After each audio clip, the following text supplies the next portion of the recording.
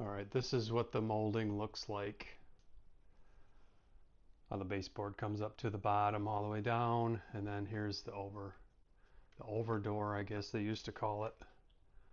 So that's what I'm trying to replicate. So hi, welcome back. My name is Rob, and this is I Know Enough to Be Dangerous Farm. So what we're doing is we're finishing off the inside of the door we installed in the doorway we worked on the other day. As you can see, this is where the opening used to be, right here, straight across. So we had to come up on this side to get this door, pre-hung door in there. Otherwise it was gonna look stupid and it just was not gonna work out. So what we have to do is I've cut these already and painted them to mimic the rest of the house. And what you do is you put, I don't know, you can do whatever reveal you want to see. This little reveal of the door jamb. Normally I just go by this door stop here and then make sure it's plumb up and down. And then I have to cut this baseboard down here. And then this piece of cardboard down here is just lifting the trim off the tile. If we ever have to replace the tile or change the floor out, I don't have to rip this out. We can just slide underneath.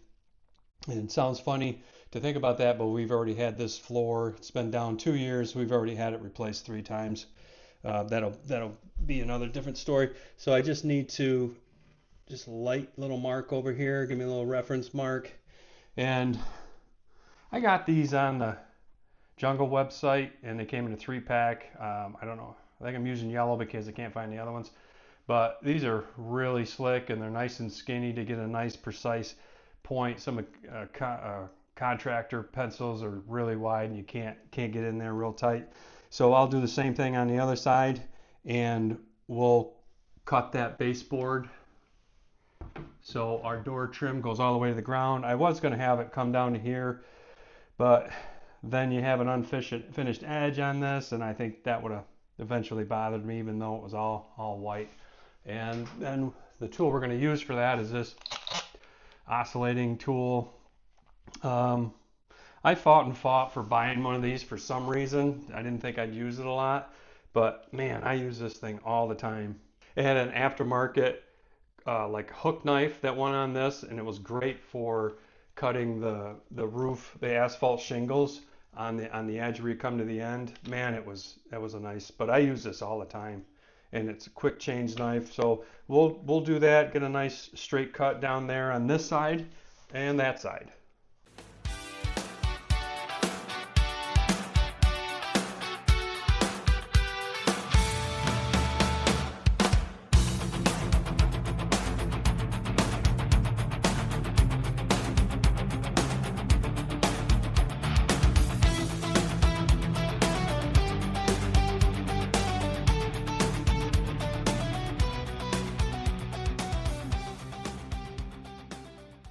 I was just showing you what not to do.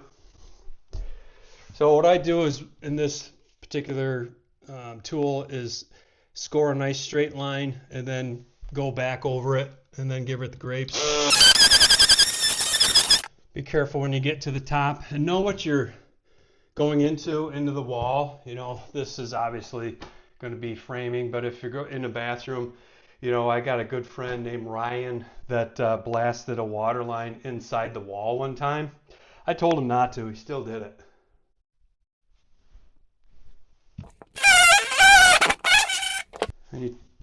Then you take your handy dandy jackknife, cut the caulk on the top of the baseboard that all these new contractors have to use because they can't get anything nice and precise. All right, so let's dry fit that.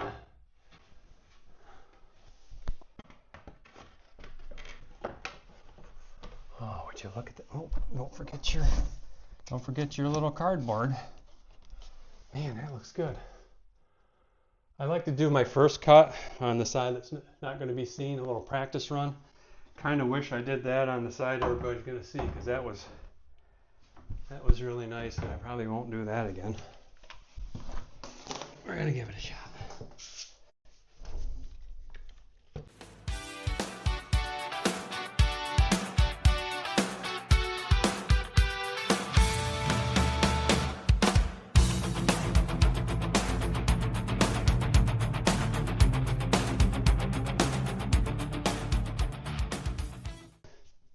caulk. I think I need a new blade. What do you think?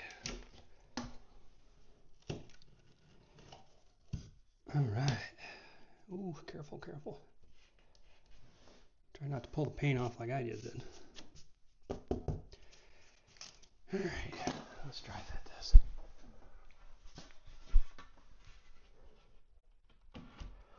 How's that look? I did a little wandering towards the bottom because I got worried about messing up the floor.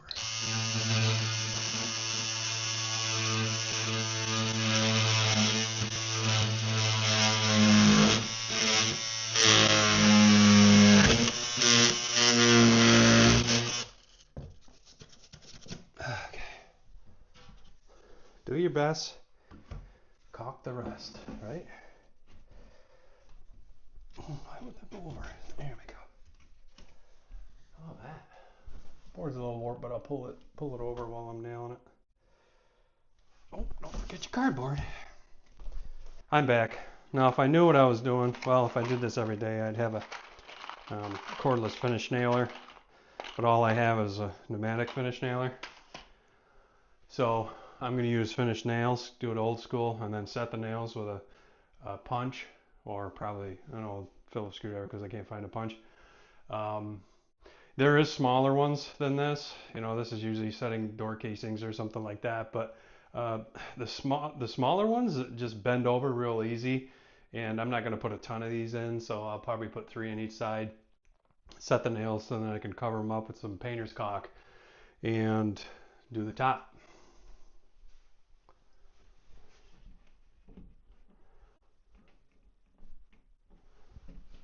Try to get the same reveal right here all the way up. I don't know, you can use a level or something, but you know, if you just do it by eye, probably use white gloves on white paint, then you're not touching it up, but you gotta do the nail holes anyways. Don't do it too close to the end because you'll split, especially with these bigger nails.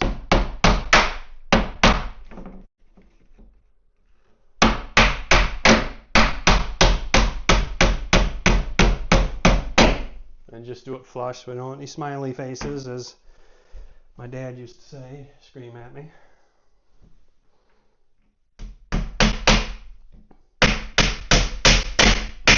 Like that.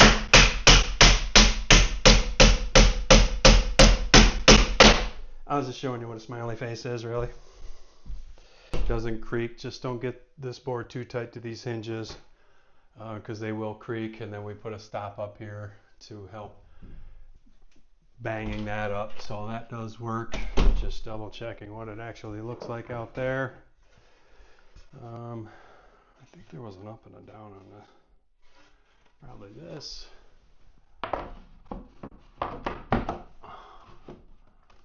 Alright, so the rest of the house, there's about a 3/4 of an inch overhang on that. Okay, so I'm back again. I just have to do the, I don't know if it's called an over door or whatever it's called, this upper piece to match the rest of the house. And it's basically just a 1x6 and a 1x2. I'm sure there's kits that you can buy, but you know, there's no sense in doing that. So what I'll do, there's like a 1-inch overhang on both of these, and then I had to rip this down actually to look like the other one. So I'll just put a little mark so they're both overhang nice, and then I'll nail this to this piece and then just nail one piece up there. And so, you know, I do have a small finish nailer, but it only can handle 1-inch like brads, and you don't want to use brads for this. It'd fall right off. But I'm just going to do a little touch of glue on here, put this together, and we'll put it up.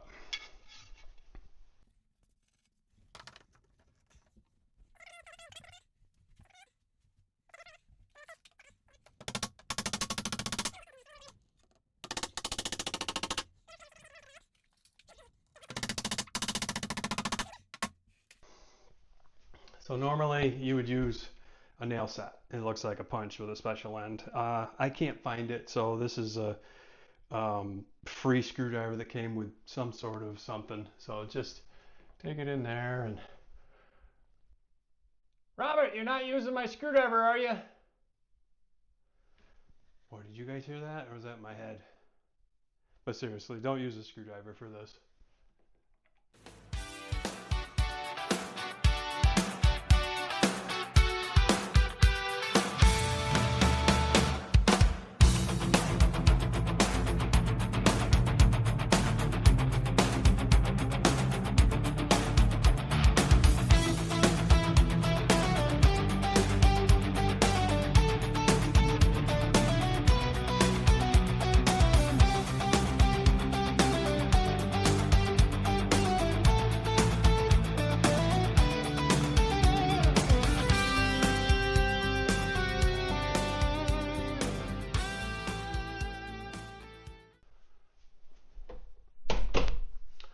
I'll go get a warm paper towel, clean up that a little bit, do some vacuuming, and throw some touch-up paint on it.